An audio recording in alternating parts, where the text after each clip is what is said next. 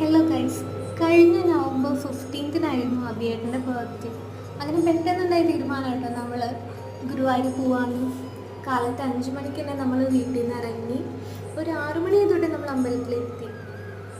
അങ്ങനെ അവിടുന്ന് എനിക്ക് മുല്ലപ്പൂ വേണമെന്ന് പറഞ്ഞപ്പോൾ നമ്മൾ അവിടുന്ന് മുല്ലപ്പൂവൊക്കെ വാങ്ങിച്ചു. അമ്പലത്തിലേക്ക് കയറുന്നതിന് മുമ്പ് തന്നെ നല്ല തിരക്കായിരുന്നു കേട്ടോ.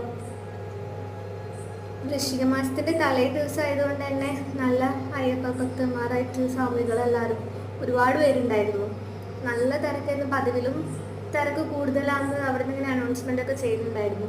നമുക്ക് അങ്ങോട്ടേക്ക് വീഡിയോ ഒന്നും എടുക്കാൻ പറ്റാത്തതുകൊണ്ട് നമ്മൾ പുറത്തുനിന്ന് 1-2 വീഡിയോസ് ഒക്കെ എടുത്തു.